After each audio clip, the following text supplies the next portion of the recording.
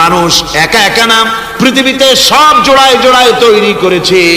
উদ্ভিদের মধ্যে জোড়া তৈরি করেছি, প্রাণী জগতের মধ্যে জোড়া তৈরি করেছি। এই দুনিয়ার ভিতরে যা কিছু আছে, উদ্ভিদ হোক আর মানুষ হোক, প্রাণী জগৎ হোক, সবগুলিকে আমি আল্লাহ জোড়া বানাইছি। জোড়ায় জোড়ায় নর এবং নারী সবগুলির মধ্যে করে দিয়েছি, যাতে করে তোমরা তাদের কাছে শান্তি পাও। আর তোমাদের মধ্যে ভালোবাসা সৃষ্টি করেছি, মহব্বত সৃষ্টি করে দিয়েছি। আর পরিণত বয়সে এই মহব্বতকে আমি আল্লাহ করুণার সহৃদয়তায় পরিণত করে দেই। তোমার থেকে তোমার জোড়া নারী সৃষ্টি করেছি, স্ত্রী। সেই স্ত্রীর কাছে তুমি তোমার স্বস্তি শান্তি ফিরে পাবে।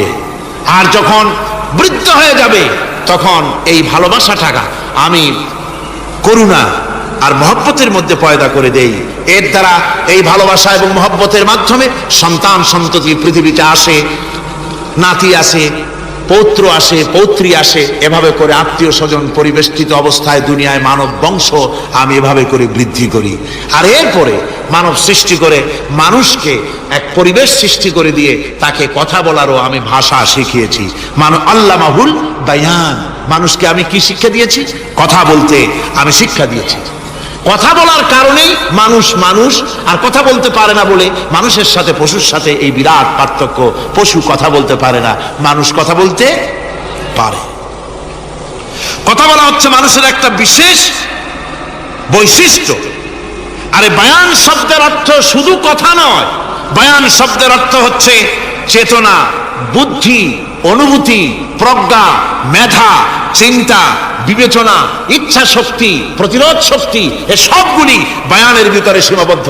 যে আমি বায়ান শিক্ষা দিয়েছি, তার মানে এতগুলি জিনিস আমি তোমার মধ্যে আমি সৃষ্টি করে দিয়েছি মানুষের মধ্যে।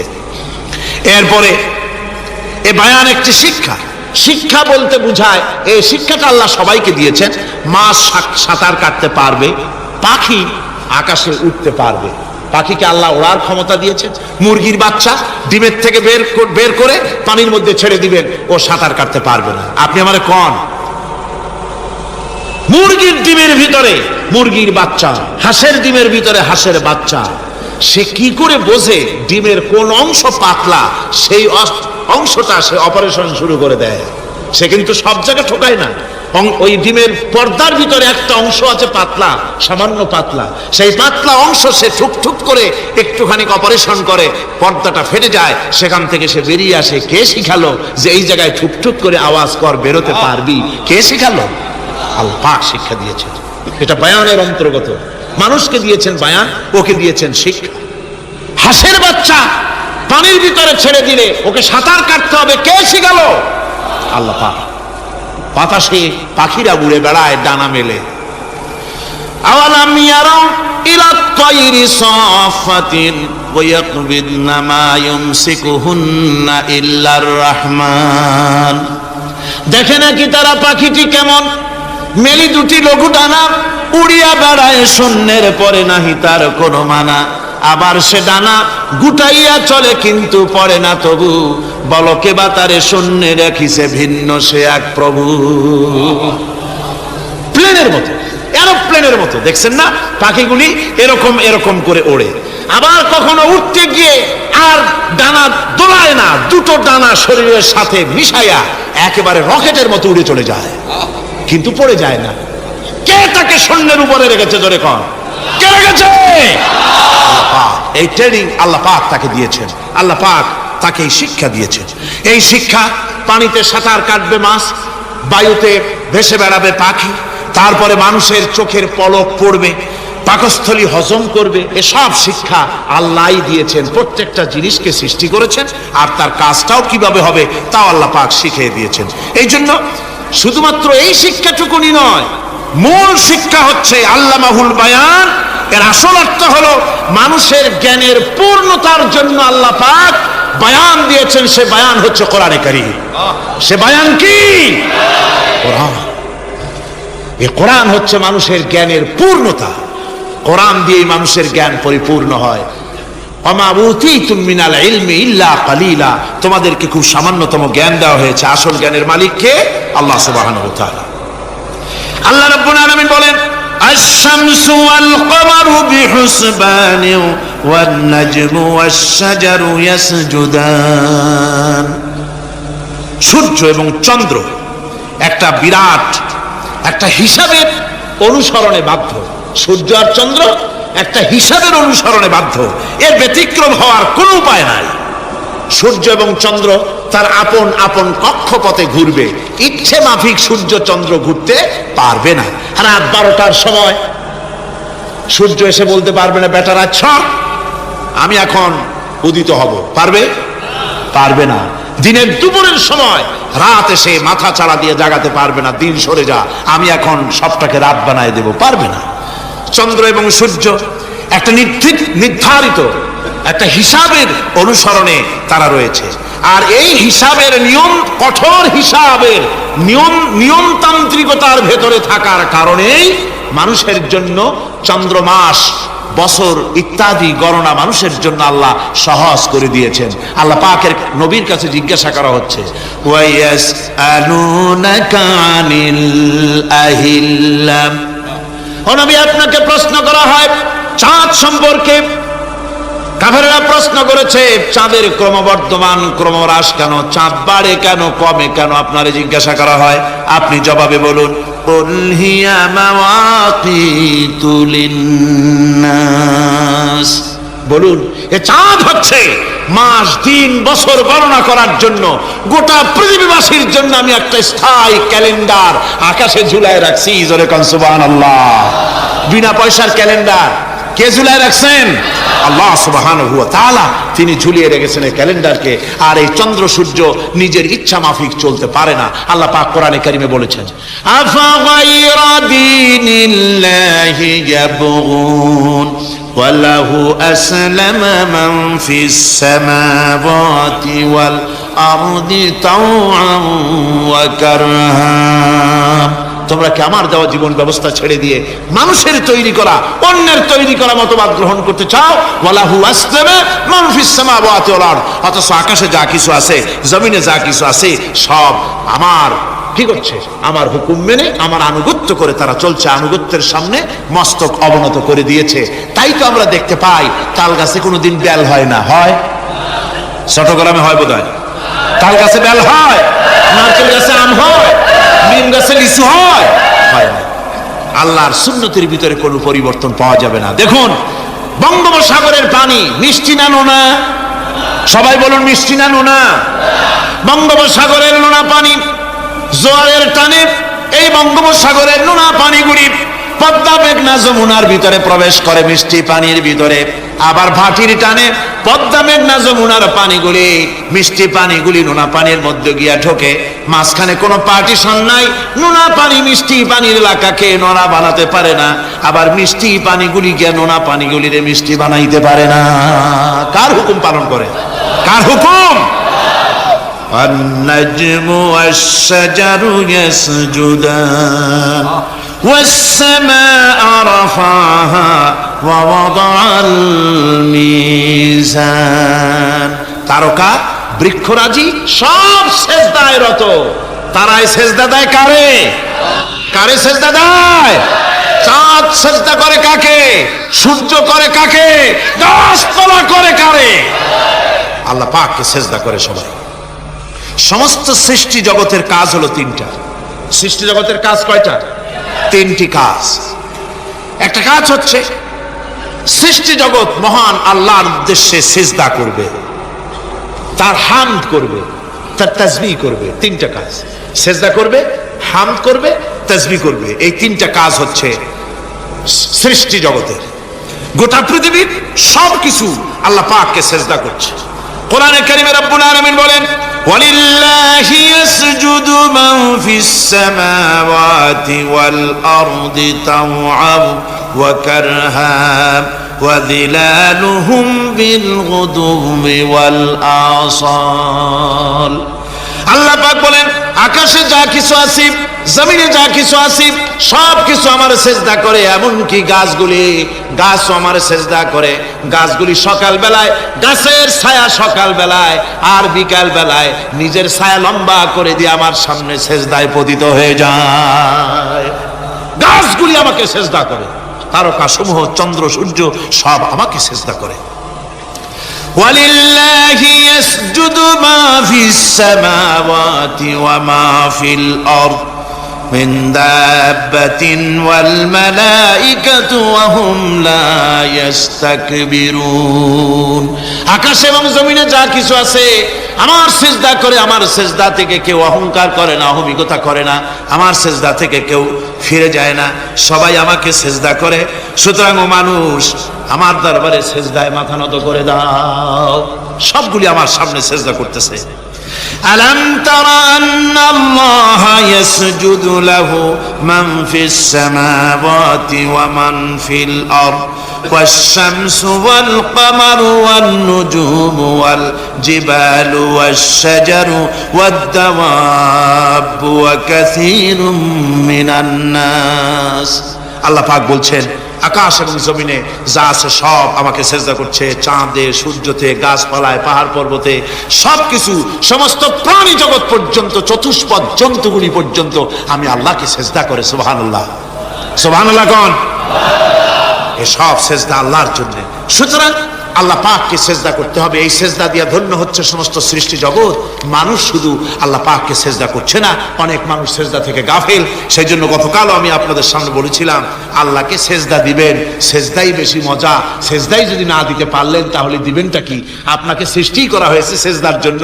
মানুষ যেমন সেজদা দিতে পারে নাক দিয়া, কপাল দিয়া, হাত দিয়া, পা দিয়া, হাঁটু দিয়া, মানুষ যেমন সেজদা দিতে পারে মানে শরীর অঙ্গ প্রত্যঙ্গ দিয়ে, এইভাবে কিন্তু পৃথিবীর অন্য কোনো প্রাণী সেজদা দিতে পারে না। দেখুন না, আপনার বাড়ির একটা বিড়াল অথবা ছাগল অথবা গরু, ওরে নাক আর কপাল দিয়ে মানুষে যেমন সেজদা দেয়, ওই রকম সেজদা দেওয়াতে চেষ্টা করেন, চারটা ঠ্যাং নিয়ে উল্টে পড়ে যাবে, সেজদা দিতে পারবে না। সেজদা নাক আর কপাল দিয়া সেজদার ব্যবস্থা আল্লাহ মানুষের জন্যই করেছেন। সুবহানাল্লাহ ওয়া বিহামদিহি। বেশি করে আল্লাহ পাককে সেজদা করতে হবে আর তাসবিহ করতে হবে। আল্লাহ পাকের তাসবিহ করবেন কার? ইউসাব্বিহু লিল্লাহি মা ফিস সামাওয়াতি ওয়া মা ফিল আরদ।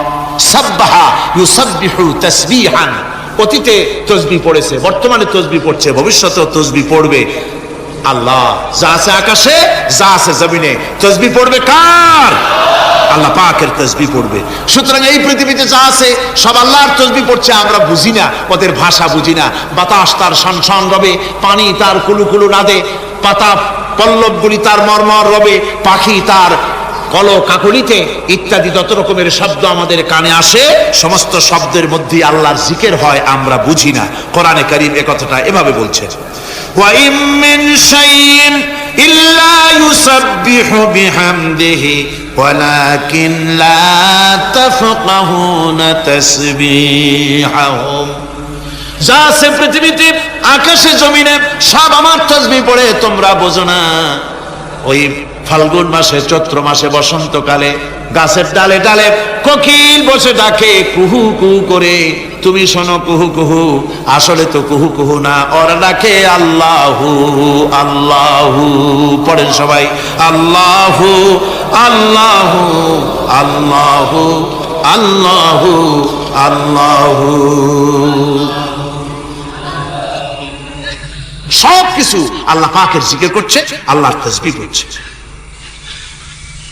والسماء رفعها ووضع الميزان ألا تطغوا في الميزان وأقيموا الوزن بالقسط ولا تخسروا الميزان। আকাশ মণ্ডলকে তিনি সুউচ্চ করে রেখেছেন এবং মানদণ্ডকে তিনি প্রতিষ্ঠিত করেছেন। সুতরাং মানদণ্ডকে বিপর্যস্ত করো না, মানদণ্ডকে প্রতিষ্ঠিত করো। আর পাল্লার দাড়িকে খবরদার বাঁকা করে দিও না। এই যে মিজান শব্দ আল্লাহ তিনটি আয়াতে, তিন জায়গায় আল্লাহ মিজান শব্দ ব্যবহার করলেন। এই মিজান হচ্ছে মানদণ্ড। এই মানদণ্ড কি? সূরা আল হাদীদের মধ্যে আল্লাহ পাক এটা আরো সুন্দর করে এখানে বলেছেন, লাকাদ আরসালনা رسلنا بالبينات وأنزلنا معهم الكتاب والميزان ليقوم الناس بالقسط। আমি রাসূলদেরকে, অবশ্যই আমি আমার রাসূলদের পৃথিবীতে প্রেরণ করেছি, তাদের সাথে দিয়েছি বাইয়িনাত, তাদের সাথে দিয়েছি কিতাব, আর তাদের সাথে দিয়েছি আমি মিজান। সমস্ত নবীদেরকে তিনটা জিনিস দেওয়া হয়েছে কোরআনে। এখানে বলা হচ্ছে কয়টা জিনিস? তিনটা। একটা হচ্ছে কিতাব, একটা হচ্ছে বাইয়িনাত, আর একটা হচ্ছে মিজান। বাইয়িনাত হচ্ছে যে সমস্ত দলিলের মাধ্যমে বোঝা যায় যে উনি আল্লাহর পয়গম্বর, এগুলি হচ্ছে বাইয়িনাত।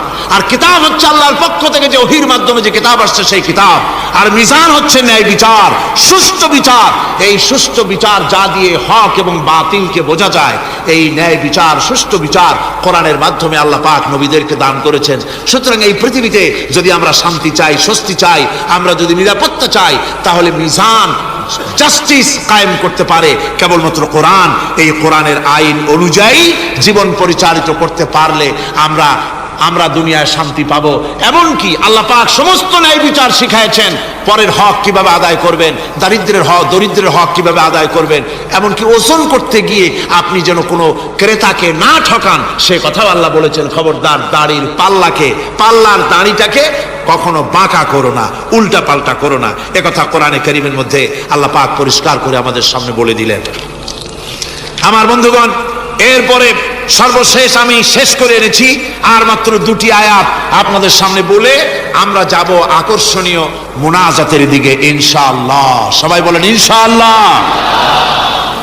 আল্লাহ রাব্বুল আলামিন এবার বলেন, ওয়াল আরদা ওয়াদাহা লিল আনাম ফিহা ফাকিহাতু ওয়ান নাখলু যাতুল আকমাম।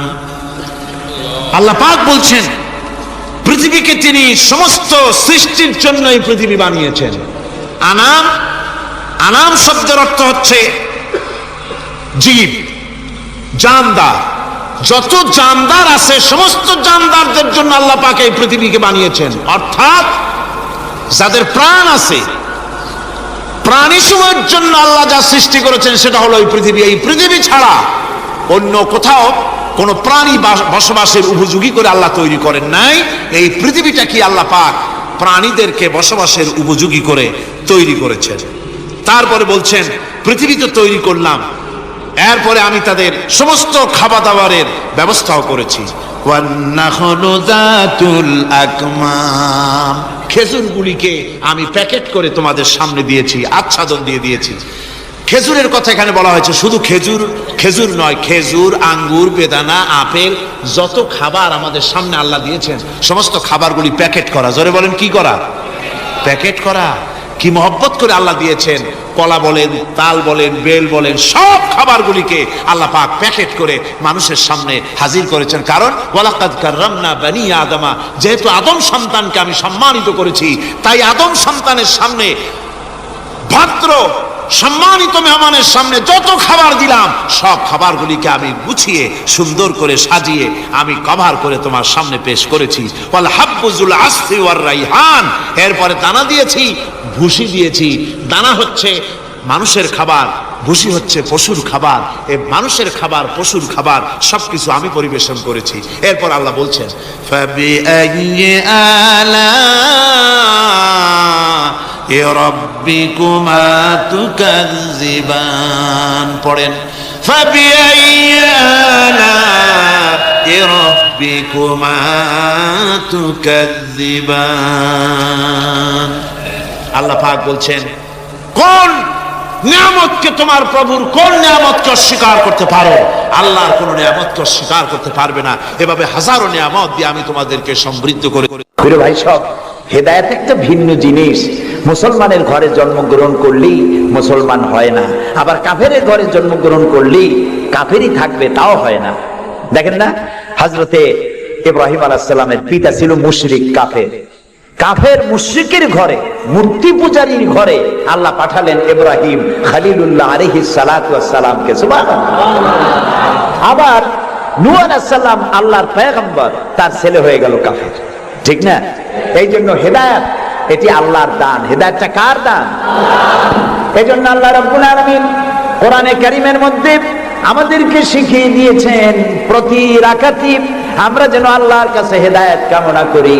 ইহদিনাস সিরাতাল মুস্তাকিম। পড়েন, ইহদিনাস সিরাতাল মুস্তাকিম সিরাতাল্লাযীনা আন'আমতা আলাইহিম গায়রিল মাগদুবি আলাইহিম ওয়ালাদ-দাল্লিন। আমিন। হায় আল্লাহ, তুমি আমাদেরকে হেদায়েত দাও, হেদায়েতের রাস্তা দেখাও, ওই পথ যে পথ নবীয়িন, সিদ্দিকিন, শুহাদা, সালেহিন তাদের পথ আমাদের দেখাও। আর যারা অভিশপ্ত, যারা বিপদগ্রস্ত, পথগ্রস্ত, সে পথে আমি চলতে চাই না, নবীদের পথ আমাদেরকে দেখাও। হেদায়েত পাওয়া যত কঠিন, হেদায়েতের উপরে টিকে থাকা ততোধিক কঠিন। সেই জন্য আল্লাহ তাআলা হেদায়েত প্রাপ্তদের জন্য একটা দোয়া শিখিয়ে দিয়েছেন, এই দোয়াটা করো যাতে তোমরা হেদায়েতের উপরে টিকে থাকতে পারো। দোয়াটা কি? রব্বানা লা তুযিগ কুলুবানা বা'দা ইয হাদাইতানা ওয়া হাব লানা মিন লাদুনকা রাহমাতান ইন্নাকা আনতাল ওয়াহ্হাব। আয় আমার রব, তুমি আমাকে যখন দয়া করে হেদায়েতের রাস্তা দিয়েছো, আল্লাহ তুমি আমাকে হেদায়েত থেকে বিগড়ে দিও না। বলেন আমিন। নবী করিম সাল্লাল্লাহু আলাইহি সাল্লামের কাছে কোরআন নাজিল হচ্ছে, কে এনে দিচ্ছে?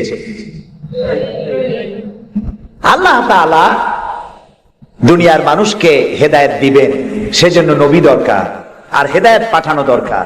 আল্লাহ তাআলা কোন মানুষের সাথে সরাসরি কথা বলেন না, সরাসরি কথা বলেন না, সামনে এসে কথা বলেন না। যদি কারোর সঙ্গে কথা বলতে চান, মিন ওয়ারাই হিজাব, পর্দার আড়াল থেকে কথা বলেন, অথবা তার মনের মধ্যে আল্লাহ তাআলা ইলকা করে দেন। আমি গত 2 সপ্তাহ আগে কায়রো সফর করে এসেছি, মিশর। আল্লাহ তাআলার কাছে আমার খুব আশা ছিল, দুনিয়ার 4টি মহাদেশের প্রায় অর্ধশত দেশ ভ্রমণ করেছি, কিন্তু মিশর আমার দেখা হয়নি। মুসা আলাইহিস সালামের দেশ, ফেরাউনের দেশ, ইউসুফ আলাইহিস সালামের দেশ, সালেহ আলাইহিস সালামের দেশ, ইব্রাহিম আলাইহিস সালামের শ্বশুর বাড়ি। আল্লাহ তাআলা সেই জায়গা দেখার তৌফিক দিলেন। গেলাম সেই জায়গায়, কায়রো থেকে প্রায় 600 কিলোমিটার দূরে তুরে সায়না, যেখানে আল্লাহ মুসা আলাইহিস সালামের সাথে কথা বলেছিলেন। আমার জীবন ধন্য। আল্লাহ তাআলা সেই জায়গাটাও দেখালেন যেখানে আল্লাহ মুসা আলাইহিস সালামের সঙ্গে কথা বলেছেন। তো আল্লাহ তাআলা সরাসরি কথা বলেন, কিন্তু দেখা যায় না তাকে। এই কোরআন শরীফে আল্লাহ তাআলা কি সুন্দর করে বলেছেন, সূরা তাহার মধ্যে এসেছে, মুসা আলাইহিস সালাম তিনি যাচ্ছিলেন তার স্ত্রীর পরিজন নিয়ে।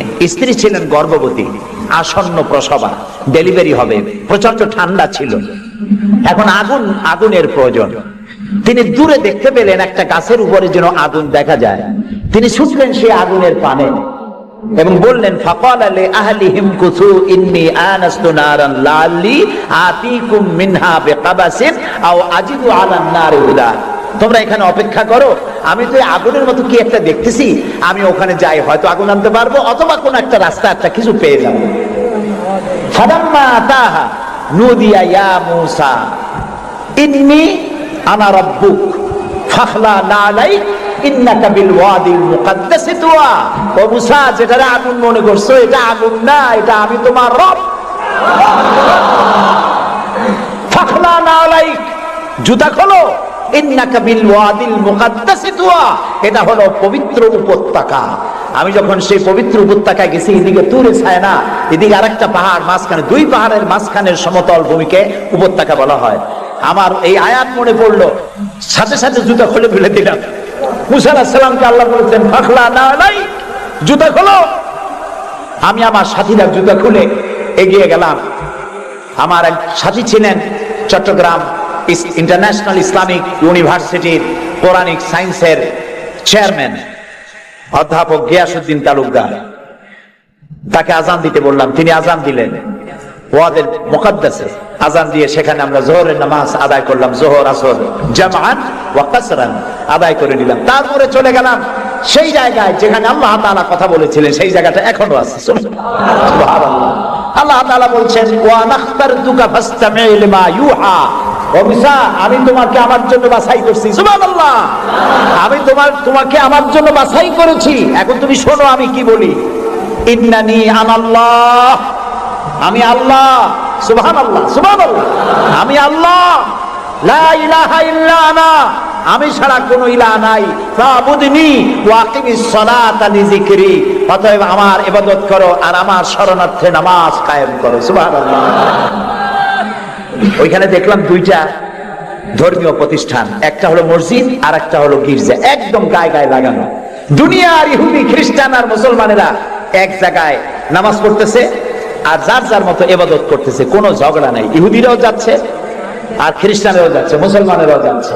আমি সেখানে একটা বক্তব্য রাখলাম, বললাম দুনিয়ার ঐক্য কোন রাজনৈতিক ঐক্যে পৃথিবীর মানুষকে ঐক্য বানাতে পারবে না, ইসলাম দিয়ে ঐক্য করা যাবে, এটাই হলো তার প্রমাণ।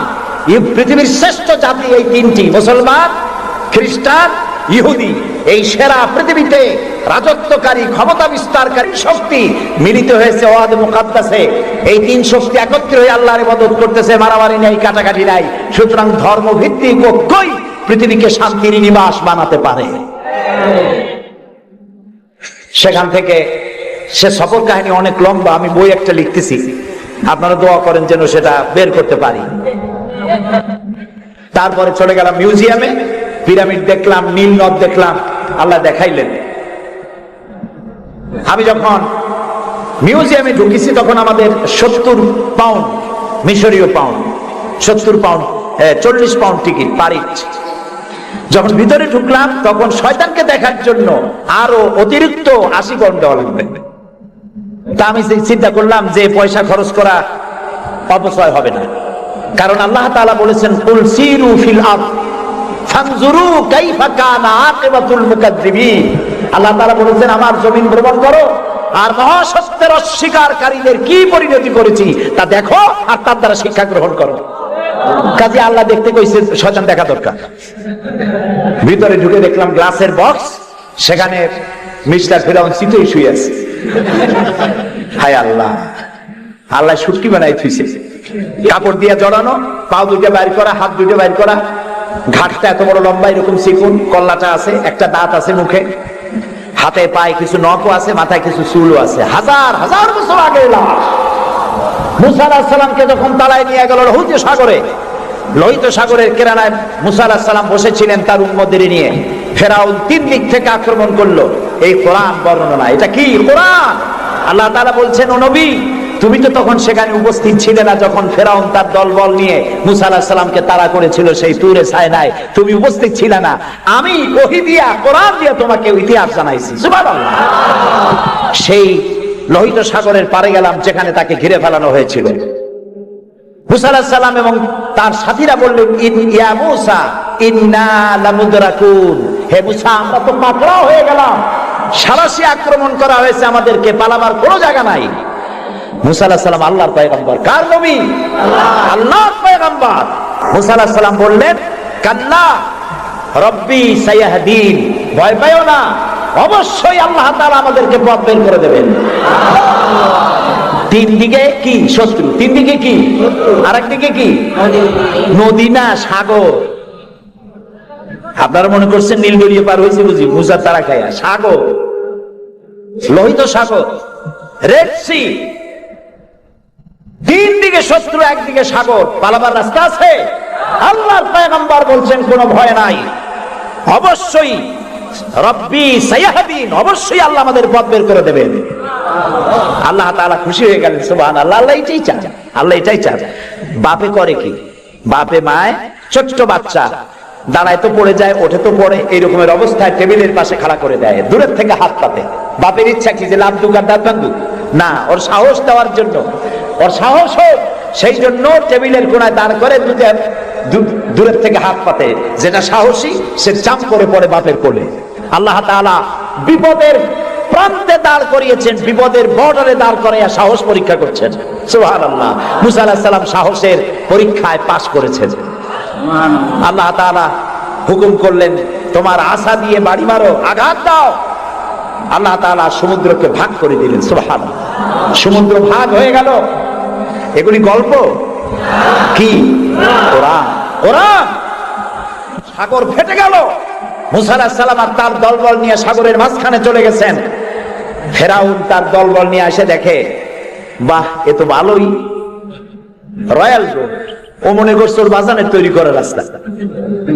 ওর সমস্ত সেনাবাহিনী নিয়ে নেমে পড়েছে। যেই না সাগরের মাঝখানে আসছে, মুসা আলাইহিস সালাম তার দলবল নিয়ে ওপার চলে গেছেন।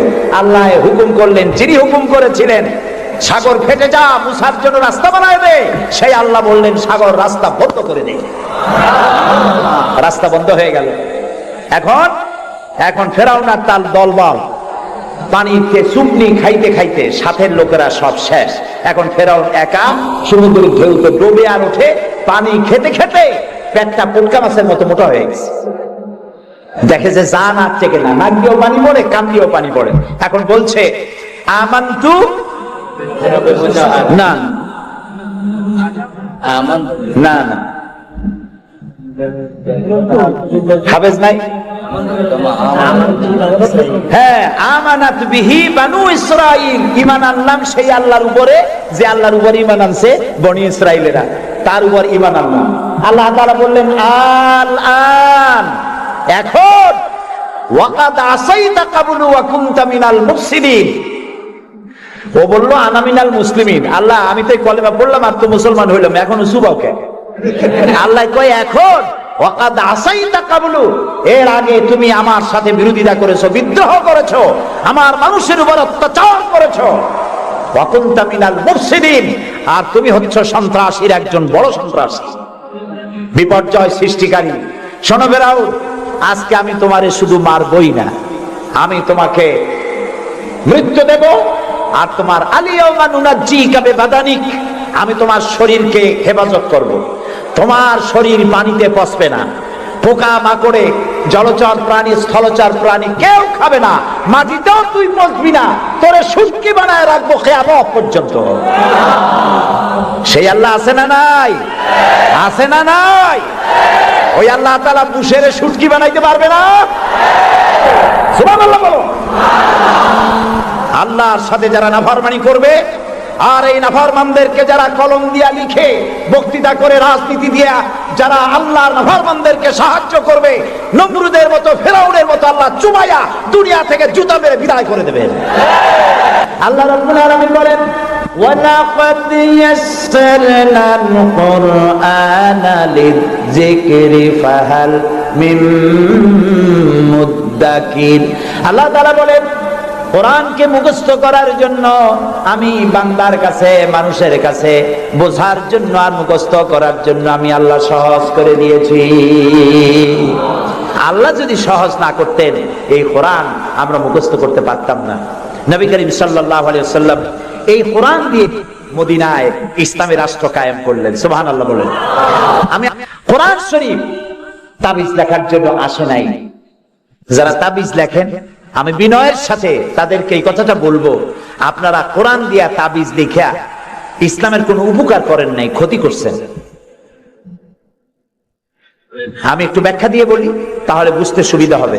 তাবিজ দিয়া লেখা কি ক্ষতিটা করলেন? ক্ষতি করছেন এই, সাধারণ মুসলমানেরা আপনাদের কাছে, হুজুরদের কাছে মামলা মোকদ্দমার বিষয় জানার জন্য আসে না। সংঘর্ষ বেঁধেছে, মীমাংসা হবে কেমন, এজন্য আসে না। স্কুল, কলেজ, মাদ্রাসা অথবা অন্য কিছু তৈরি করবে ইত্যাদির জন্য আপনার কাছে জানতে আসে না। আপনার কাছে আসে ছেলে বিয়ে করছে, বহুত দিন হয়েছে, বাচ্চা হয় না, তারপরে পেটের অসুখ হয়েছে, মাথায় যন্ত্রণা, গরু হারায় গেছে, খুঁজে পাওয়া যায় না, বউরে জেনে ধরছে, মেয়েকে ভূতে ধরছে।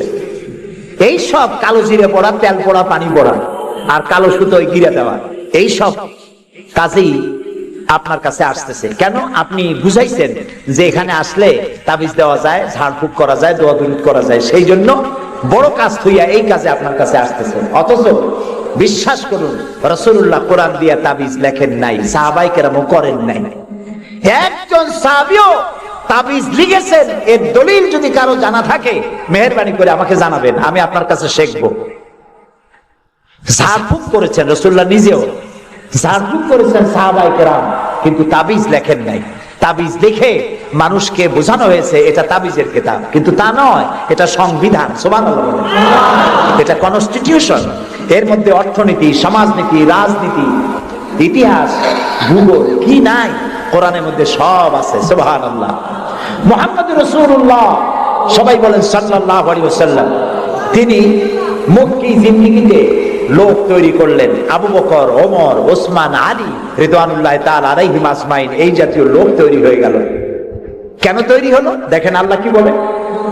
আল্লাহ রাব্বুল আলামিন বলেন, হুয়াল্লাযী আরসালা রাসূলাহু বিল হুদা ওয়া দীনিল হক লিইয়ুযহিরাহু আলাদ-দীনি কুল্লি ওয়া কাফা বিল্লাহি শাহীদা।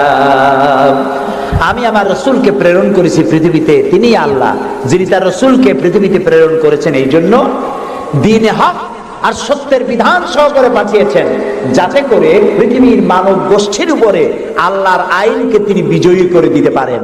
পৃথিবীতে কার আইন চালু হবে বলেন সবে জোরে? আল্লাহর আইন। আল্লাহর আইন যতদিন ছিল শান্তিও ততদিন ছিল। নবী করিম সাল্লাল্লাহু আলাইহি ওয়াসাল্লাম মদিনায় গেলেন, মদিনায় গিয়ে তিনি কি হয়েছিলেন কন্ত? রাষ্ট্রপ্রধান। বলেন না কি হলেন? রাষ্ট্রপ্রধান, প্রেসিডেন্ট হলেন, রাষ্ট্রপতি হলেন। তার সংবিধান কি ছিল? কোরআন। এটা আইনের কিতাব, আপনি পড়ে দেখেন। আমি অনুরোধ করব, সাংবাদিক হন, সাহিত্যিক হন, কবি হন আর ঔপন্যাসিক হন, রাজনীতিবিদ হন আর ব্যবসায়ী হন, যে কোনো ব্যক্তি হন, কোরআনটারে বুঝুন। কোরআন তাবিজের কিতাব নয়। চুরি করলে, ডাকাতি করলে, জেনা করলে, ব্যভিচার করলে কি শাস্তি হবে, জুডিশিয়াল ল, ফৌজদারি দণ্ডবিধি কোরআনে আছে না নাই? এই যে সন্ত্রাস ছড়িয়ে পড়ছে সারা পৃথিবী, এই সন্ত্রাসীদের শাস্তি কি হওয়া উচিত তা কি কোরআনে আছে? আছে। সূরা মায়েদার মধ্যে আল্লাহ পরিষ্কার করে সন্ত্রাসীদের শাস্তি কি হবে তাই এর মধ্যে পরিষ্কার করে বলে দিয়েছেন। আপনি আমি মরে গেলে পরে আপনার আমার পরিত্যক্ত সম্পত্তি কে কতটুকুন পাবে তা ভাগ করে কোরআনে বলা আছে? বলা আছে। এমন কোন জিনিস নাই যা কোরআনে কারীমের মধ্যে আল্লাহ তাআলা স্পষ্ট করে ঘোষণা করেন নাই। আল্লাহ বলেছেন তিবিয়ানান লিকুল্লি শাই, সব কিছুকে খুলে খুলে আমি কোরআনের মধ্যে বলে দিয়েছি। বলেন সুবহানাল্লাহ। প্রিয় ভাই সব, কোরআন যেই মানবে, আজকে নিশ্চয়ই হিন্দু ভাইরাও আসছেন, আছে। আমরা মাহফিলে হিন্দু ভাইদেরকেও স্বাগত জানাই। কেন জানাই জানেন? কোরআন শরীফ শুধু মুসলমানদের জন্য নয়। আল্লাহ কি শুধু মুসলমানদের? বলেন আপনারা, আল্লাহ শুধু মুসলমানদের? আল্লাহ হচ্ছেন রব্বুল আলামিন, সকলের আল্লাহ। তো যিনি সকলের আল্লাহ, তার কোরআন হবে কি শুধু মুসলমানদের? কোরআন শরীফের শুরুতেই এর মাঝে আল্লাহ বলে দিয়েছেন হুদাল লিন্নাস, হুদাল লিন্নাস, হাদা বায়ানুল লিন্নাস। এটা গোটা বিশ্বের সমগ্র মানব মণ্ডলীর জন্য হেদায়েতের গ্রন্থ কোরআন। এই জন্য আমি যখন ইউরোপ আমেরিকায় যখন বক্তৃতা করি, তখন ইউরোপ আমেরিকায় বক্তব্য শোনার জন্য মাল্টি ন্যাশনাল পিপল আমার সামনে থাকে। খ্রিস্টান থাকে, ইহুদি থাকে, মুসলমান থাকে, হিন্দু থাকে। আমি আমার আলোচনায় বলি আপনাদের মুসলমান হওয়ার দরকার নাই, কারণ আমার যে মুসলমান আছে তাই আমি সামলাইতে পারতেছি না। মুসলমান হওয়ার দরকার নেই, শুধুমাত্র কোরআনের বিধান মানেন, কোরআনের আইনটা যদি মানেন আপনারা শান্তি পাবেন। মুসলমান হওয়ার দরকার নাই, কোরআনের আইন মানেন, শান্তি পাবেন। কয় কিরকম? আমি বলি দেখেন, সুদ, সুদ হালাল না হারাম? এই সুদ দিয়ে মানুষ শোষিত হয় না উপকৃত হয়? শোষিত হয়। কারা শোষিত হয়? গরিবরা। কারা শোষিত হয়? গরিবেরা। দেখেন আল্লাহ যা বানায় শয়তান তার উল্টো একটা বানায়। আল্লাহ বানিয়েছেন যাকাত ভিত্তিক অর্থ ব্যবস্থা। যাকাত হলো ধনীদের কাছ থেকে নাও, গরিবদের দাও। আর সুদ হলো এর উল্টা, গরিবদের কাছ থেকে নাও, ধনীদের দাও। এটা হলো শয়তানের বানানো। এখন ব্যাংকের থেকে সুদ নেয় গরিবেরা, নিয়ে সার কিনলো, বীজ কিনলো, হালের বলদ কিনলো, জমিন চাষ করলো, ফসল বুনলো, কিন্তু অনাবৃষ্টি অতিবৃষ্টির কারণে ফসল হলো না। ব্যাংকের সুদ মাফ হবে? হবে না। সুদ চাষি করা হবে দেওয়ার জন্য, যদি না দেয় তাহলে বাকি হালের বলদ গাছা লাগবে, বইয়ের সোনার শেষ চুরি গাছা, ভিটে বাড়ি বিক্রি করে ব্যাংকের সুদ পরিশোধ করতে হবে। ব্যাংকে টাকা রাখছিল কারা? বুঝেন না কেন? কারা রাখছিল? তাদের টাকা আরো বাড়লো, আর গরিবের টাকা যা ছিল তাও শেষ হয়ে গেল। এখন দেখেন আল্লাহ কি বলেন। আল্লাহ রাব্বুল আলামিন বলেন ওয়াহাল্লাল্লাহুল বাইআ ওয়া হাররামার রিবা। আল্লাহ তাআলা বলেন আমি সুদকে হারাম করেছি আর ব্যবসাকে করেছি হালাল। সুদ হারাম। কত বড় হারাম! রাসূলুল্লাহ বলেছেন সুদের মধ্যে 70টি গুনাহ, তার 6টা গুনাহ হলো নিজের গর্ভধারিণী মাকে বিবাহ করা। নাউযুবিল্লাহ। ঘৃণার সাথে বলেন নাউযুবিল্লাহ। এই মারাত্মক গুনাহ, এই সুদ যদি বাংলাদেশে রাষ্ট্রীয়ভাবে বন্ধ করা হয় তাহলে উপকৃত হবে শুধু মুসলমানেরা, হিন্দুরা হবে না, খ্রিস্টান হবে না, বৌদ্ধরা হবে না। এখন এটারে কেমনে বন্ধ করবেন? কোন সুদ কেমনে বন্ধ করবেন? সুদের বিরুদ্ধে আমাদের দেশের পীর সাহেবরা, মাওলানা সাহেবরা ওয়াজ কি কম করছে? পক্ষে করছে না বিপক্ষে করছে? সুদ বন্ধ হয়েছে? আমি বলি কিয়ামত পর্যন্ত যদি এই দেশের পীর সাহেবরা আর মাওলানা সাহেবরা ওয়াজ করতে থাকে সুদের বিরুদ্ধে, সুদ বন্ধ হবে না, হবে না, হবে না। ওয়াজ দিয়া তাফসীর দিয়া সুদ বন্ধ হয় না। ওয়াজ দিয়া তাফসীর দিয়া যদি সুদ বন্ধ হইতো তাহলে মুহাম্মদ সাল্লাল্লাহু আলাইহি ওয়াসাল্লামের চাইতে বড় ওয়াজ আকাশের নিচে জমিনের উপরে আর একজন আছে? তিনি ওয়াজ করে বন্ধ করতে পারতেন। তিনি বন্ধ করছেন কিভাবে? আইন করিয়া। কিভাবে করছেন? যেমন একটা বিষয় আপনাদের বুঝাই। আমাদের দেশে এখন পলিথিন আছে না নিষিদ্ধ হয়েছে? কেমনে নিষিদ্ধ হইল? মাওলানা সাহেবরা ওয়াজ করছে, ভাইরা আপনারা পলিথিন ব্যবহার করবেন না, কবিরা গুনাহ হইব। আর যদি কেউ পলিথিন ব্যবহার করেন কিয়ামতে 13 দিন জাহান্নামে থাকবেন। এরকম ওয়াজ করছে কেউ? কেমনে বন্ধ হইল? পরিবেশ মন্ত্রী বিল উত্থাপন করলেন পার্লামেন্টে, বললেন পলিথিন জমিনের উর্বরা শক্তির জন্য মারাত্মক ক্ষতিকর।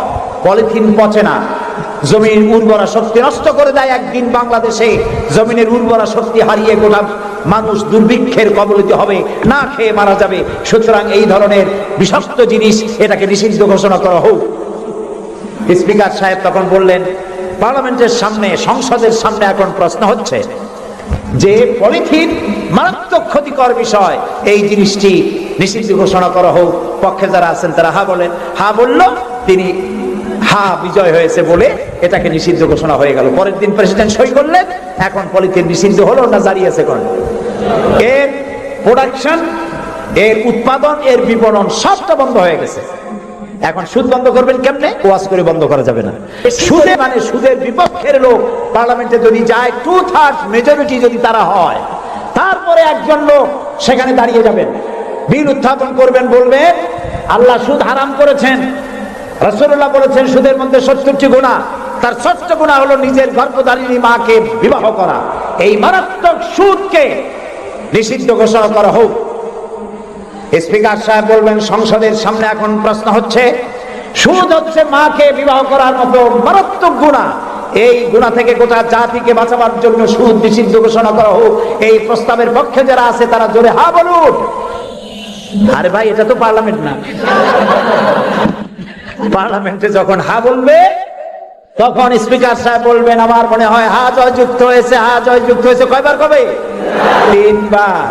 পরের দিনে বিল চলে যাবে বঙ্গভবনে, প্রেসিডেন্ট সাহেব চোখ বুজে সই করে দেবে। তারপরের দিন থেকে সোনালী, বৈকালী, রূপালী, ভুবালী, গোষ্ঠী সুদ্ধা ব্যাংকের সুদ বন্ধ হবে নাকি হবে না বলো? সুতরাং কোরআন এসেছে আইন ইমপ্লিমেন্টের জন্য। কোরআনের আইন চালু করো। কোন হিন্দুর মুসলমান হওয়ার প্রয়োজন নাই, কোন খ্রিস্টানের মুসলমান হওয়ার প্রয়োজন নাই। কোরআনের আইন চালু হওয়ার মানেই হলো মানবতার কল্যাণ। সুবহানাল্লাহ।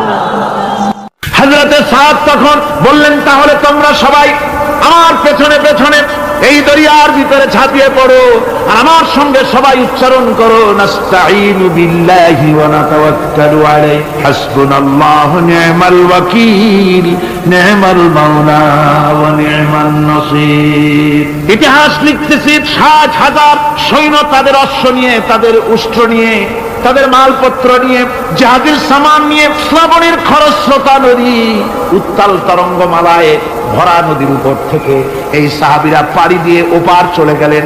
ওপার যাওয়ার পরে হযরতে সাদ বলছেন, তোমাদের কেউ কি হারায় গেছে নাকি? সবাই এদিক ওদিক তাকায় খোঁজ করে বলল, মানুষ তো দূরের কথা, একটা উট আর ঘোড়াও একটাও হারায় যায় নাই। একজন বলল, আমার একটা পেয়ালা, যে পেয়ালা আমি পানি পান করতাম, সেই পেয়ালাটা তুফানের ছিটকে কোথায় চলে গেছে, ওইটা হারায় গেছে। হযরতে সাদ বলেন, মুজাহিদের কোন জিনিস দরিয়া নিতে পারে না, অবশ্যই তা ফেরত আসবে। এই কথা তিনি বলতেছিলেন, হঠাৎ করে দরিয়ার কিনারে একটা আওয়াজ হলো, দেখা গেল তুফানের ভিতরে সেই হারানো বাটিটা তাদের মধ্যে ফিরে এসেছে। আল্লাহু আকবার। মুজাহিদদেরকে সাহায্য করেন স্বয়ং আল্লাহ রাব্বুল আলামিন। আফ্রিকার জঙ্গলের কাছে ভিন্ন ইতিহাস, জঙ্গলের কাছেই মুসলমানদেরকে থাকতে দেওয়া হয়েছে। মনে করা হয়েছিল জঙ্গলের সমস্ত হিংস্র প্রাণীরা এই মুসলমানদের শেষ করে দেবে, যুদ্ধ করা লাগবে না। হযরতে সাদ সে অবস্থা বুঝতে পারলেন, তিনি একটা মঞ্চ তৈরি করলেন। সেই মঞ্চের উপরে দাঁড়ায় জঙ্গলের প্রাণীদের দিকে লক্ষ্য করে তিনি নোটিশ জারি করে দিলেন, বললেন, ইয়া আইয়াতুহাল হাশারাত ওয়াস সিবাউ নাহনু আসহাবু রাসূলুল্লাহ সাল্লাল্লাহু আলাইহি ওয়াসাল্লাম। হে জঙ্গলের হিংস্র প্রাণীরা, আমরা আল্লাহ রাসূলের সাহাবী, ফাইন্না নাজিলুনা ফামান ওয়াজাদনা বাদাহু কাতালনাহু। আমরা রাসূলের সাহাবী, এইখানে আল্লাহর দ্বীনকে কায়েম করার জন্য আমরা এসেছি, আল্লাহর কলেমার আওয়াজ নিয়ে আমরা এখানে রাত কাটাবো। সুতরাং এই জঙ্গলের ভিতরে হিংস্র প্রাণী যত আছো সব আমাদের এই জায়গা ছেড়ে অন্যত্র চলে যাও। আফ্রিকার জঙ্গলি মানুষেরা চিন্তা করলো, মানুষের কথা কি জঙ্গলি প্রাণীতে শোনে নাকি, পাগলে কয় কি? তারা তাকায় তাকায় দেখলো হযরতে সাদের এই ঘোষণার পরে বাঘের কাতারে বাঘ, সিংহের কাতারে সিংহ, সাপের কাতারে সাপ, যার যার ডিম আর বাচ্চা গুলি মুখে কামড়ায়া সাহাবীদের এলাকা ছেড়ে দিয়ে তারা অন্যত্র চলে গেল। আমার মুসলমান ভাইরা, এই ছিল মুসলমানদের ইতিহাস। দ্বীন প্রতিষ্ঠা করার কাজে মুসলমান এগোলে আল্লাহই মদত করেন। কে মদত করেন? বিশ্বকবি, কবি সম্রাট আল্লামা ইকবাল রহমতুল্লাহ আলাইহি বলেছেন, দশত দশত है दरिया भी न छोड़े हमने, दश्त दश्त है दरिया भी न छोड़े हमने, बहर जुल्मत पे दौड़ा दिए घोड़े हमने। আমরা সেই মুসলমান, প্রান্তর তো প্রান্ত, আমরা দরিয়ার খরস্রোতা উত্তাল তরঙ্গের উপর থেকে ঘোড়া দাবড়িয়ে আফ্রিকার ভূখণ্ডে কালেমার পতাকা আমরা উড্ডীন করেছি। আমরা সেই মুসলমান।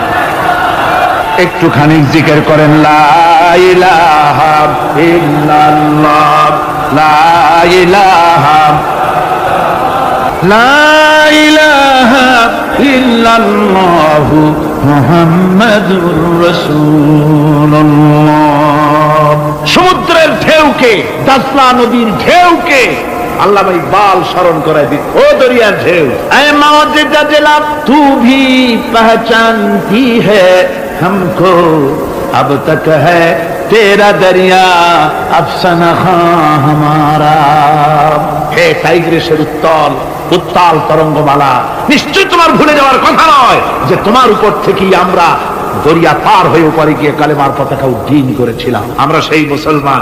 আজ ইসলামী চেতনা হারায়া আমরা আজকে দুনিয়ার মধ্যে সবচাইতে লাঞ্ছিত, পদদলিত, হেয় প্রতিপন্ন জাতিতে পরিণত হয়েছি। আমার ভাইরা, মহাকবি, বিশ্বকবি, কবি সম্রাট আল্লামা ইকবাল রহমতুল্লাহ আলাইহি সুন্দর করে বলেছেন, মুসলমানদেরকে লক্ষ্য করে বলেছেন, ঘোষণা করো, বাতিলদেরকে জানায়া দাও, আমরা মাথা নত করার জাতি নই। আমরা মাথা নত করার জাতি। ভারত আজ আমাদের দিকে চোখ রাঙায়, ভারত চোখ রাঙায় তাকায় আমাদের, দুনিয়ার অনেকেই আমাদের দিকে চোখ রাঙায়। বিশ্বকবি আল্লামা ইকবাল বলেছেন, বাতিল সে দবনে ওয়ালে আয়া আসমান নেহি হাম, বাতিল সে দবনে ওয়ালে আয়া আসমান নেহি হাম, সবর কর চুকা হ্যায় তু ইমতিহান হামারা। বাতিলের সামনে মাথা নত করার জাতি আমরা নই। ওই আকাশ সাক্ষী, জমিন সাক্ষী, আমরা মাথা দিয়েছি কিন্তু মাথা নত করি না, শির দিয়েছি আমামা দেই নেই, সে জাতি আমরা। সুবহানাল্লাহ। সেই জাতি আজ দুনিয়ার বুকে লাঞ্ছিত, পদদলিত হচ্ছে। কারণ কি? কারণ হচ্ছে একমাত্র এই যে আমরা আমাদের জীবনের উদ্দেশ্য ভুলে গিয়েছি। আমার ভাইয়েরা, আল্লাহর এই রাস্তায়, আল্লাহর এই দিন প্রতিষ্ঠার জন্য লড়াই হবে, জেহাদ হবে। জেহাদের কথাই বলতেছি। এই জেহাদ হলো পৃথিবীর নির্যাতিত, নিপীড়িত মানুষের মুক্তির জন্য জেহাদ। জেহাদ কি জন্য? আমরা রাষ্ট্রপ্রধান হব, আমরা দেশ দখল করব, নেতৃত্ব দিব, এজন্য নয়। আমরা জেহাদ করব মানুষকে, মানুষের তৈরি করা মতবাদ, নির্যাতন থেকে, জুলম থেকে, অত্যাচার থেকে মানুষকে বাঁচাবার জন্য, মানবতা নিগৃহীত, নির্যাতিত মানবতার মুখে মুক্তির হাসি ফোটাবার জন্য আমরা করব লড়াই। সেই লড়াইয়ে এগিয়ে আসতে হবে তরুণদেরকে। কাদেরকে? জোরে বলতে হবে, কাদেরকে? তরুণদের আসতে হবে, যুবকদের আসতে হবে। আমার আনন্দে বুক ভরে যায় যখন দেখি মাহফিলে, আজকে তো এই মাহফিল কোরআনে কারীমের কথা এই ভূখণ্ডে আল্লাহ বলার তৌফিক দিয়েছেন। 35টি বছর পার হয়ে গেছে, জীবনের 35টি বছর কোরআনে কারীমের সামান্য একটু খেদমত করার তৌফিক আল্লাহ পাক দান করেছে। যখন এই কাজ প্রথম শুরু করি তখন দেখেছি মাহফিলে যারা আছে তাদের 95% দাড়ি পাকা বুড়া মানুষ। কিন্তু দিন যত যেতে লাগলো, 71 পার হয়ে গেল, 72, 73, 74 এলো, আস্তে আস্তে দেখা গেল চিত্র উল্টে গেল। আজ মসজিদে তরুণদের জন্য জায়গা পাওয়া যায় না। যারা মসজিদে যায় সব তরুণ, যারা আগে হজে যেত সব বুড়া মানুষ, পাপ করার আর কোনো বয়স নাই, তখন যাইতো হজ করতে। এখন আলহামদুলিল্লাহ তরুণেরা যায় হজ করতে বেশিরভাগ। আজকের মাহফিল দেখুন, দাঁড়ায় দেখতে বলি নাই, জায়গায় বসে আর ডাইনে বা একটু তাকায় দেখেন কারা বেশি, দাড়ি পাকা না যুবক? যুবক আর তরুণ দিয়ে আল্লাহর এই মুজাহিদ, আল্লাহর এই গোলামদের দিয়ে আল্লাহ মাহফিল ভরে দিয়েছেন। জোরে কোন সুবহানাল্লাহ, জোরে কোন আলহামদুলিল্লাহ। এই তরুণ যুবকরাই হচ্ছে ইসলামের সম্পদ। ইসলামের সম্পদ কে? তরুণ আর যুবকেরা। তোমাদের অবদান ইসলামে সব চাইতে বেশি। মনে রাখবেন যুবকেরা, শোনো, ইসলাম প্রতিষ্ঠিত হয়েছে তোমাদের রক্তের উপরে। কাদের রক্তের উপরে? যুবকদের রক্তের উপরে। যারা ইসলাম প্রথম কবুল করেছিলেন তারা কিন্তু বুড়ো ছিলেন না কেউ। প্রথম যে ব্যক্তি ইসলাম কবুল করলেন হযরতে সাইয়্যিদুনা আবু বকর সিদ্দিক রাদিয়াল্লাহু তাআলা আনহু, বয়স ছিল 37 বছর। 37 বছর বয়সে দাঁতটা পড়িয়া খুনখুনা বুড়া হয়ে গেছিল নাকি? হযরত ওমর ইসলাম যখন কবুল করেন তখন তিনি ছিলেন 26 বছরের টকবকে যুবক। যৌবনের রক্ত পা এবং মাথা পর্যন্ত শিরায় উপশিরায় ধাবমান এই যুবক হযরত ওমর 26 বছর বয়সের সময় ইসলাম কবুল করেন। হযরত আব্দুর রহমান বিন আউফ যখন ইসলাম কবুল করেন বয়স ছিল মাত্র 17 বছর। হযরত আলী যখন ইসলাম কবুল করেন তখন বয়স ছিল মাত্র 8.5 বছর। তোমাদের মতো তরুণেরা, যুবকেরাই সর্বপ্রথম কলেমার পতাকা ধারণ করে রাসূলকে সাহায্য করেছিল। সুবহানাল্লাহ।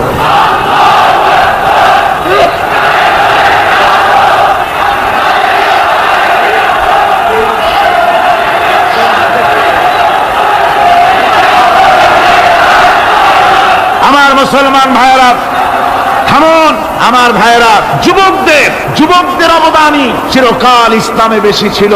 তাই বলে যারা বৃদ্ধ মানুষ তাদের কিন্তু কোনো মন খারাপ করার কোনো কারণ নাই, ঠিক কিনা? যেহেতু আমরা যারা বয়সের প্রান্তে এসে গেছি আমরাও ওই যৌবন কালটা পেরিয়ে এসেছি, ঠিক কিনা? আরেকটি কথা, কিয়ামতের দিন কোন বুড়ো মানুষ বেহেশতে যাবে না, সব যুবকরা যাবে। বেহেশতে যাবে কারা? বুড়োরা বোধহয় ভয় পেয়ে গেছে। রাসূল পাক সাল্লাল্লাহু আলাইহি ওয়াসাল্লাম বলেছেন, আমার কথা না, হুজুর বলেছেন কোন বুড়ো মানুষ বেহেশতে যাবে না, কোন কালো মানুষ বেহেশতে যাবে না। এখন রাসূল যদি বলেন তার কথাই তো আইন। হুজুর বলেন কালো মানুষ বেহেশতে যাবে না, একটা কালো মানুষ কাঁদিয়ে তো পড়ি। হুজুর বলেন কেঁদো না, তুমি যখন বেহেশতে যাবে চাঁদের মতো সুন্দর চেহারা নিয়ে বেহেশতে যাবে। বুড়ার কান্না দেখে হুজুর বলছেন কেঁদো না, তুমি যখন বেহেশতে যাবে আল্লাহ তোমার যুবক বানায় পাঠায়। যেহেতু বেহেশত হচ্ছে যুবকদের জন্য, সুবহানাল্লাহ। অত নাজ নিয়ামত, অত আনন্দ, বুড়া মানুষে তো খাইয়ে খুঁয়ে বেহেশত নষ্ট করি ভালো। এই জন্য যৌবন দরকার, স্বাস্থ্য দরকার বেহেশত উপভোগ করার জন্য। সেই জন্য বেহেশতে যাবে কারা? তরুণেরা যাবে। কারা যাবে? তরুণ তরুণী দিয়ে আল্লাহ পাক বেহেশত ভরে ফেলবেন। সুবহানাল্লাহ। আমার তরুণেরা, যুবকেরা শোনো, রাসূলুল্লাহ তোমাদের কত সম্মান দিয়েছে। কে সম্মান দিয়েছে? রাসূলুল্লাহ এক জায়গায় বক্তৃতা করছে। এমন সময় দেখা গেল একজন তরুণ সাহাবী, নাম তার জারীর রাদিয়াল্লাহু তাআলা, চাঁদের মতো চেহারা তার ছিল, খুব সুন্দর চেহারা ছিল তার। হযরত জারীর বসতে না পেরে জায়গা পায় না, দাঁড়ায় আছে। রাসূল নিজের গায়ের চাদরটা খুলে জারীরের দিকে নিক্ষেপ করলেন, বললেন জারীর দাঁড়িয়ে আছো, আমার চাদরের উপরে বসো। সুবহানাল্লাহ। হযরত জারীর রাসূলুল্লাহর চাদর নিয়ে চুমা খাইতে লাগলেন আর বললেন আকরামাকাল্লাহ কামা আকরামতানি ইয়া রাসূলুল্লাহ। হে রাসূল, আল্লাহ আপনার সম্মান আরো অনেক বাড়িয়ে দিন, যেমন আপনি আমাকে মর্যাদা দিলেন। হে রাসূল, আপনার চাদরে পৃথিবীর কোনো মানুষ বসতে পারে? আমার তরুণ ভাইয়েরা, আমার যুবক ভাইয়েরা, তোমাদেরকে রাসূল মহব্বত করতেন, ভালোবাসতেন সবচেয়ে বেশি। তোমরা আজ বাতিলের শিকার। কার শিকার? বাতিলের শিকার। তোমাদেরকে কি দেওয়া হয়? যে সব রাজনৈতিক দলের যুবক যারা তোমরা এখানে আছো, জিজ্ঞেস করি তোমাদের নেতারা তোমাদেরকে কি দেয়? দেয় অস্ত্র, দেয় টাকা, দেয় নারী ভোগ করার জন্য পয়সা, তোমাদের চরিত্র ধ্বংস করার জন্য সব রকমের হাতিয়ার তুলে দেয়। তোমাদের হাতে শোভা পায় কলম, হাতে শোভা পায় খাতা, হাতে শোভা পায় বই। বই খাতা কলমের পরিবর্তে তোমাদের নেতারা তোমাদের হাতে তুলে দেয় স্টেন গান, তুলে দেয় হেরোইন, তুলে দেয় টাকা। এরা তোমাদের নেতা নয়, এরা তোমাদের জীবনের দুশ্মন। জবানেরা কি?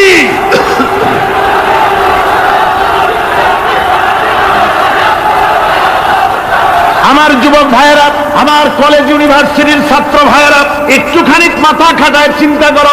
তোমার নেতারা যারা ঢাকা থেকে আসে বা এখানে বাস করে, ওই নেতারা যখন রাজনৈতিক প্রোগ্রাম করতে আসে তখন কি একবারের জন্য তোমাদেরকে বলে, ও ছেলেরা তোমরা কি নামাজ ঠিক মতো পড়ো কিনা? বলে? এই যে রোজা আসতেছে, খবরদার বাবারা তোমরা রোজা রেখো, এরকম কথা বলে নাকি? তোমার ওস্তাদদের সম্মান করো, এ কথা বলে নাকি? বরং টাকা দেয়, পয়সা দেয়, যে শিক্ষক তোমার মতের উল্টা করবে ঠ্যাঙ্গাইয়া জনমের মতো টাইট করে দিবা, ঠিক কিনা?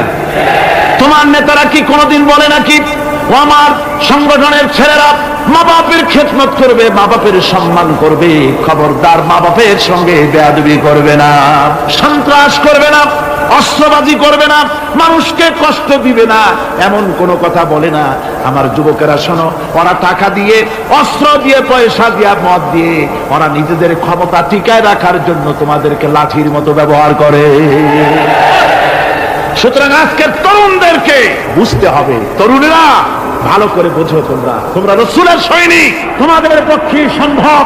রসুল, আমি বুঝতে পেরেছি কথা যেহেতু তরুণদের, আর তরুণদের জনসমুদ্র, কাজী জনসমুদ্রের মধ্যে উত্তাল ঢেউ তো সৃষ্টি হবেই, স্বাভাবিক। কিন্তু সেই স্বাভাবিকতার সুযোগ নিয়ে দাঁড়ায় বিশৃঙ্খলার সৃষ্টি করবেন না। আমার ভাইরা, আমরা ইসলাম আমাদের আদব শিক্ষা দেয়। কি শিক্ষা দেয়? আদব। শুধুমাত্র কোন লোক পেশাব পায়খানার কথা বললে তাকে রাস্তা ছেড়ে দেবেন, যেতে বলবেন, তা না হলে তো আপনাদেরই অসুবিধা হবে। কথা বুঝতে পেরেছেন? বাকি কেউ উঠবেন না, দাঁড়াবেন না। এত বড় বেহেশতি মাহফিল জীবনে আরেকবার পাবো, কোন নিশ্চয়তা আছে? আপনি আমাকে বলেন, আল্লাহর আকাশের নিচে, জমিনের উপরে এর থেকে শ্রেষ্ঠ কোন মাহফিল আছে নাকি? কারণ এ মাহফিল কোরআনের মাহফিল। কিসের মাহফিল? এর থেকে শ্রেষ্ঠ মাহফিল আল্লাহর আকাশের নিচে জমিনের উপরে হতে পারে না। সুতরাং বেয়াদবি কেউ করবেন না। তরুণেরা, যুবকেরা, তোমাদের এগিয়ে আসতে হবে, নির্যাতিত মানবতার পাশে তোমাদেরকে দাঁড়াতে হবে। আজ শ্রমিকরা তাদের ন্যায্য পাওনা পাচ্ছে না, কৃষক তাদের উৎপাদনের মূল্য পাচ্ছে না, নারী তার সতীত্বের গ্যারান্টি পাচ্ছে না। মানুষেরা আজ নির্যাতিত, নিপীড়িত। সারা পৃথিবীতে Bosnia, Algeria, Somalia, Palestine, Kashmir, Burma, Philippines, Bharat, পৃথিবীর সর্বত্র নির্যাতিত মুসলমানদেরকে বাঁচাবার জন্য আমার খালিদ বিন ওলীদের উত্তরসূরিরা, সালাউদ্দিন আইয়ুবী, জামালউদ্দিন আফগানি, হযরত আলীর উত্তরসূরি, আজকের মাহফিলের যুবক আর তরুণরা, তোমরা কি রক্ত দিতে পারবে?